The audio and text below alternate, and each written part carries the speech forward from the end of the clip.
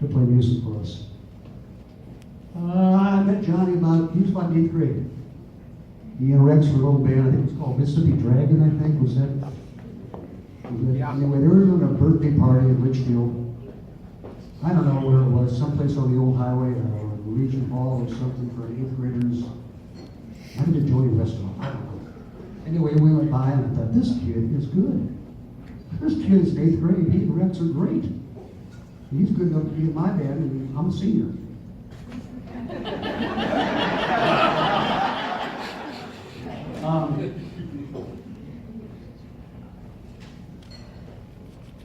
Music is a strange and demanding mistress. There's a fraternity, you know. I mean, they talk about the bond that developed between soldiers, and I've been lucky enough to have that. And it's very real, very real. But the bond that developed between musicians is even better. You know, when you're up there with 3 or 4 guys, and you're making it happen, and you're touching hearts and minds and making people happy, that's a hell of a lot better than shooting each other.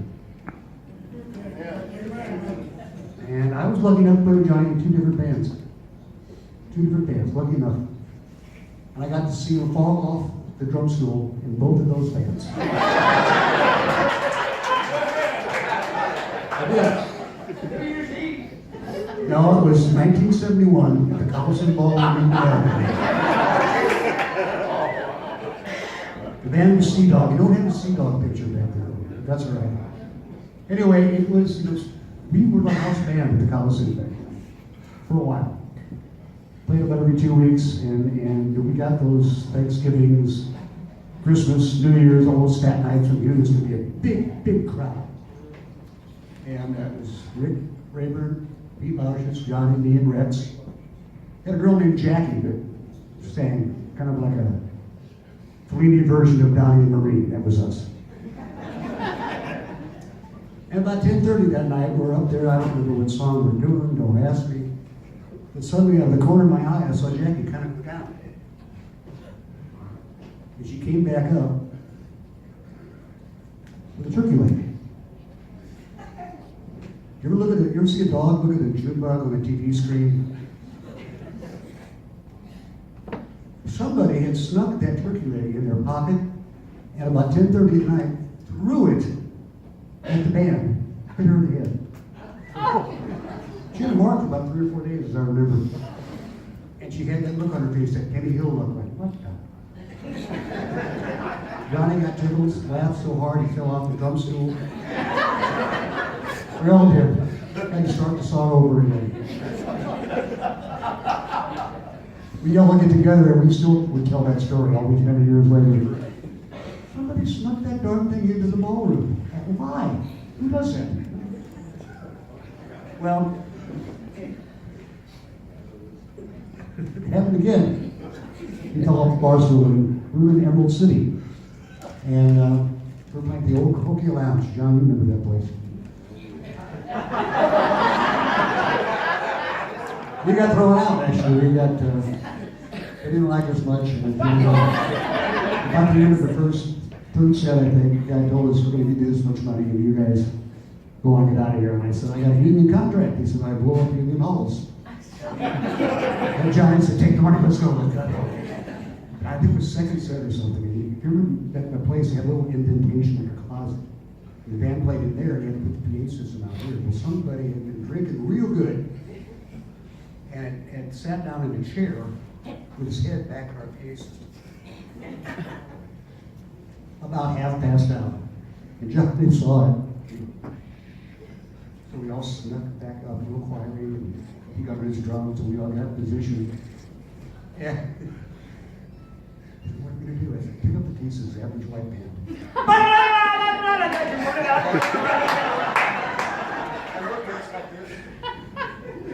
He fell off the bar stool again, drum stool again, he's laughing so darn hard. Then we got thrown out. Yeah. Right?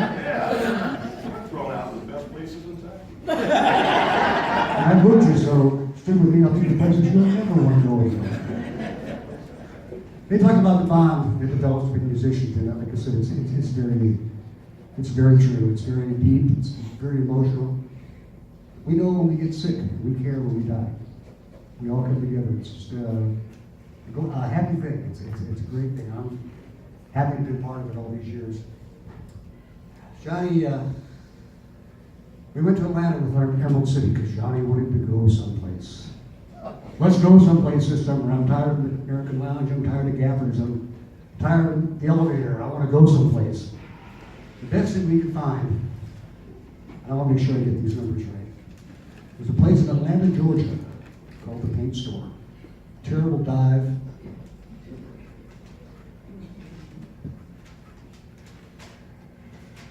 There it is. 6 feet span. 6.5 cents a night, 6 nights a week. That's about a half hour under 40 hours, so you don't have to pay us full time. We went down for $800. I didn't want to do this. I said, we're making more money here.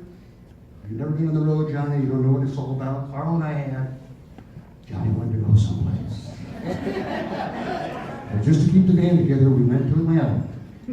That means basically with $100 out for the agent and no room deal, we worked for $2.97 per hour. Did you know that, Marty? You didn't realize that, did you?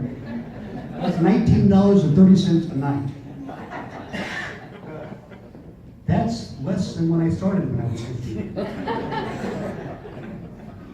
And we had to buy a cabaret tag from the city of Atlanta. They wouldn't let us play on stage. That was $25. But Johnny wanted to go somewhere. Johnny was, the term is usually applied to actors, but it works with musicians as well. Never a dishonest moment on stage.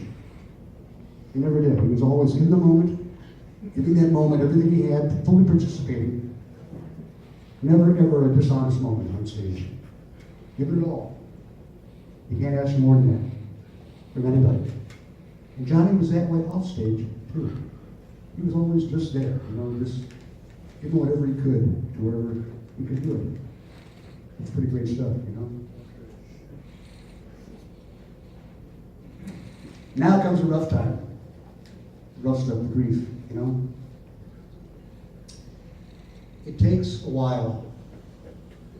It takes getting past that first Christmas and that first birthday and that first snowfall without it, before you really start to put a scab on it. And I don't think that any of us really ever get over this kind of stuff. We just find a way to get on with it, because we have to. And I tell you, Laura, I guarantee you, some of the stuff he did that just made you nuts, wanted to kill him. Well, not too soon. In a few months, it'll put a smile on your face and give you a warm heart. It will. I guarantee it will. We all have those memories. Johnny gave us those moments, those memories, and he left us with something amazing. It's called rewind. We can take those moments, those memories, we can rewind and play them. Rewind and play them, and they never get dimmer. They never get dimmer. They just get stronger, sharper, and better. So, everyone here tonight, if you would raise your glass, please, for John.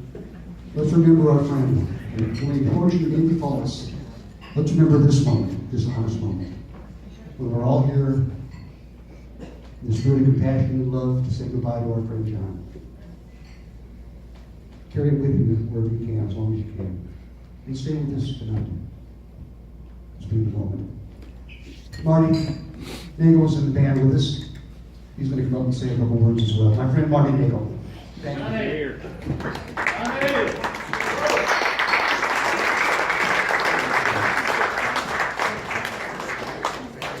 Like my friend John, I reached that ripe old age where I need a script. I'm going to forget what I intended to say. It is a distinct privilege for me to share a brief word of tribute and memory of Johnny Coatley, my good friend and former band member, this afternoon here in St. Louis, where we had the privilege to play in several places around town. So the ones that come to mind right here in the city, some of you remember Rusty Springs at Manchester Police Highway, the Fifth House at Grand and Macleod, Webster College, now University, get out a little bit further, the night gallery and all, the Porkyville Lounge, yes, I remember. Let's get the hell out of here. And he said, why? John said, I'll tell you later. Greenery in Edwardsville, Collinsville Park, Night Gallery, Porkyville Lounge. It was almost a year ago that my wife Barb and I came down here to St. Louis to BB's for the street corner reunion, and we had the privilege of sharing in that evening and got to watch it. Just saw it on YouTube a few days ago. I didn't realize it just kind of popped up on YouTube when I was looking for something. And I thought, oh, street corner reunion, there it was. And it was just great to see Johnny drumming again.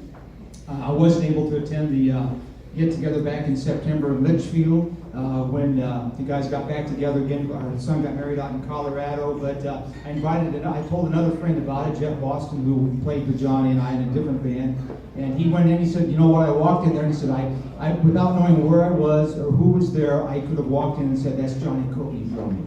And anybody that heard Johnny play knows exactly what I'm talking about. God doesn't make clones, and he only made one Johnny Coatney. And we are all better for having known Johnny as a musician and as a friend and as a family member. My dear old friend John Yuban invited me to say a few words tonight here from the perspective of faith. He said he'd cover the other side of the street, which he did very well, John. Thank you. I said I'd be happy to do so because I knew John to be a man of faith, a deep faith informed by his Catholicism. He had a deep love for God and a deep love that manifested itself in all of his relationships. Everything Johnny did, he did with love. I really believe that every drum beat, every snare, every crash of the cymbal, he did with love and passion. It's the way he lived, and we're all just grateful to have known Johnny. Of course, drummers, like other musicians, tend to march to their own drummer, and that goes double for musicians. And so musicians and faith are sort of sometimes uneasy bedfellows, but I knew Johnny. It was with deep regret that my own religious conversion in 1975 on the road with John Yuban and Johnny and Carl Rao. Some of you remember Carl from here in St. Louis. I was part of the reason for the breakup of that band because of my religious conversion. One of my deep regrets is that I was part of the reason why Emerald City disbanded that summer. But I had a conversation with Johnny after we came back to Litchfield. Johnny came out and visited. We had a long conversation. And it was then that I realized how important Johnny's faith was to him. And I think that needs to be known, that he was a person of faith. Garrison Keillor said that religion is like having 6 toes. He said it's easier to keep your shoes on. And I think sometimes that's true. There's 2 kinds of people, I think, that when it comes to religion. There are the people that keep their shoes on, and then there are the people that like to take their shoes off and stick their feet up in your face. And Johnny was the former kind. He kept his faith quiet, but it was real. It wasn't in your face, but it was very real. He I think, followed the maxim of St. Francis of Assisi, who said, preach the gospel by all means, and if necessary, use words. The old saying, actions speak louder than words, also comes to mind when I think of Johnny. And I believe Johnny's actions did speak louder than his words. And every word I ever heard Johnny say, I never heard Johnny say an unkind word. It was always affirming of people. It was always positive. The local music scene here in St. Louis is poorer now because Johnny's not part of it any longer. But his memory will live on in the hearts of all who have known and loved him. Christians share this weird belief in the resurrection of the dead. We believe not only in the afterlife, we believe that God will physically raise us out of the ground and that we'll still have physical bodies. And the reason I find comfort in that is because I want to hear Johnny play again. And I believe God would not be a God of love if he didn't let musicians play in the afterlife. Can I get an amen on that one? Amen. So may God bless all of us here this afternoon. Laura, your loss, I know, is profound. You will be in our thoughts and prayers. May God give you comfort, not only by his presence, but by the presence of all the people gathered here this evening. God bless you, and let's again raise a glass in honor of our good friend and loving Johnny Coatney.